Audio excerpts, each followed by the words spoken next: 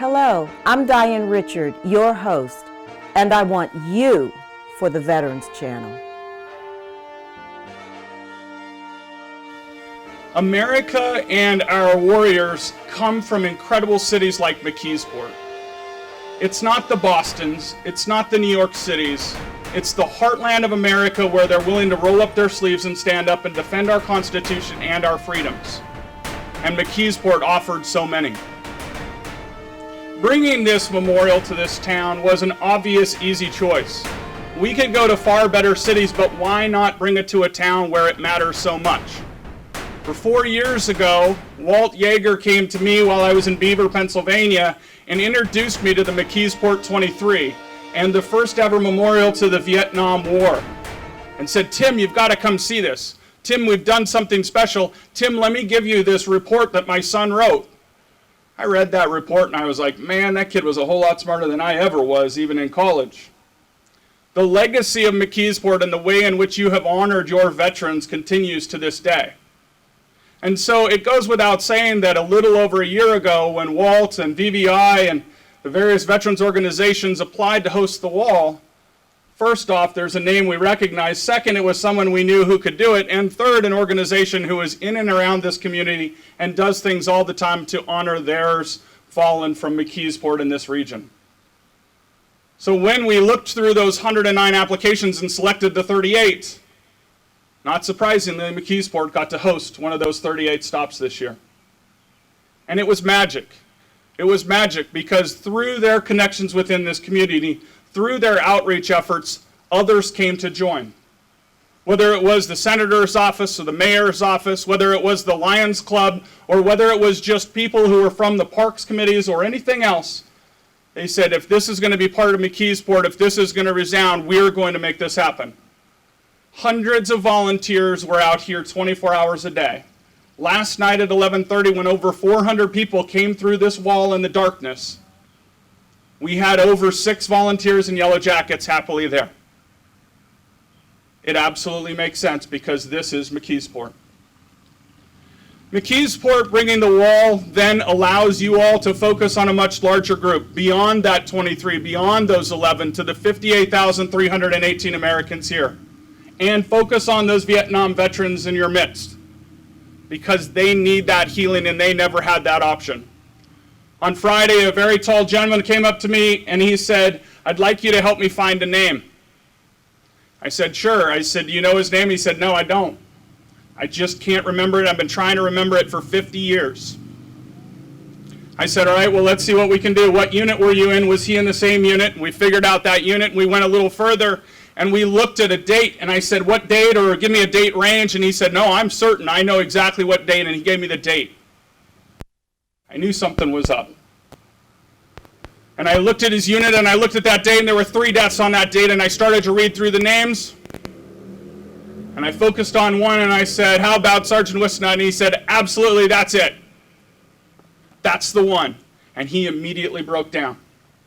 And when you have a guy bigger than you standing next to you and he starts to well up with tears, you can't help but well up with tears yourself. He broke down, had to take a deep breath, had to step away, gathered himself and came back. And he said, "I can't believe after 50 years I finally identified him. You see, he was my medic. He was administering aid over the top of me when he was shot and killed as I lay there wounded. And you finally allowed me to have that closure. You finally allowed me to have that healing." And we went off and we found another first lieutenant who he clearly knew the name because it was one of the best leaders he ever had. And we talked and I let him go his way. And he came back yesterday and he came back to those names and he asked me, he said, "Tim, can I see those pictures again?" And I showed him the pictures of his medic. And he again had some tearful moments. And of course I did too. And we went back to his lieutenant and said it. And I said, "Sir, have you ever been to the wall?" He said, "No, I've never made it down to the wall." I said, "So this is the first time you've seen these names?" He said, "Yes." I said, "Have you been in McKeesport your entire life?" He said, "Yes, I was born and raised here. I know the story of the 23. I know the story of the 11. We all went off and served together and we were proud to do it. And if I hadn't met my wonderful bride, I would have stayed in the military forever." He then turned to me and said, "This wall has promised me and promoted me healing. This wall has given me things I can't possibly imagine, and I thank you so much for bringing this to town." From those 11 boys and the 23 in McKeesport, from the vision that Walt had when he decided to apply and bring this to this community, to the 58,318, we had hundreds upon hundreds of similar experiences that gentleman that we had yesterday. And through that healing, through that time here with this National Memorial in their backyard, you've continued to honor the legacy that perhaps was started with Kennedy coming here in '62, but it's all going to come back to when the wall that heals was here in 2018. Because when you have a Memorial Day and a Veterans Day, when our veterans gather to have a parade, there's a new tie and there are new stories. And that healing that began this week, will continue for years and years to come. And the 10,000 visitors, the over 10,000 visitors that you brought here, are going to be able to take this word forward and continue the legacy of the 11, continue the legacy of the 23, and continue the legacy of the 58,318 Americans inscribed on these panels. As America looks back on the Vietnam era, no town in America will have deeper memories of its sacrifices than the city of McKeesport and its school district, as truly evidenced by its socioeconomic profile. It is an epicenter and microcosm that magnifies this most controversial time in American history. During the Vietnam era, and principally the 6-year period from 1965 to roughly 1971, 24 members of the McKeesport community made the ultimate sacrifice by surrendering their futures and their lives for an American cause. 11 would be from Sam LaRosa's McKeesport Boys Club. And on November 11th, Veterans Day, 1966, he commemorated what is reputedly the first Vietnam memorial to the war dead in the whole United States. It was about 4 or 5 years ago that I realized that the 50th anniversary of the Vietnam era was upon us.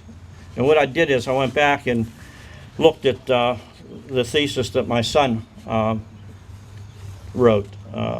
There's some irony there based on the fact that the city of McKeesport basically raised me. My dad was killed in Anzio when he was 24 years old. I was 4 months old at the time.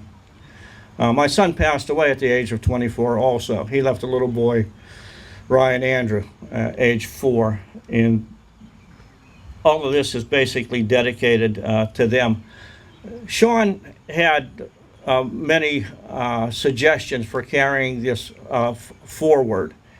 And one of them was to commemorate the Vietnam Veterans Memorial at McKeesport as uniquely one of our first. And I think we've done that. We brought attention to this area and the sacrifices.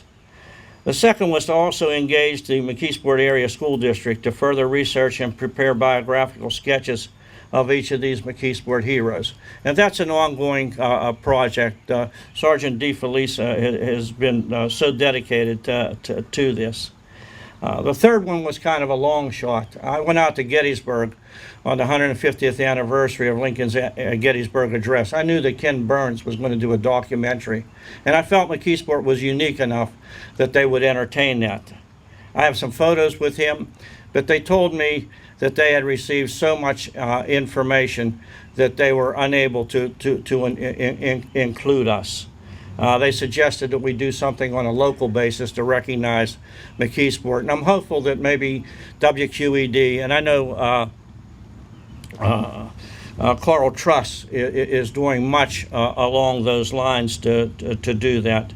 But the last thing that Sean recommended was to bring that wall here. So, from that standpoint, I think we hit a home run. The thing about it is,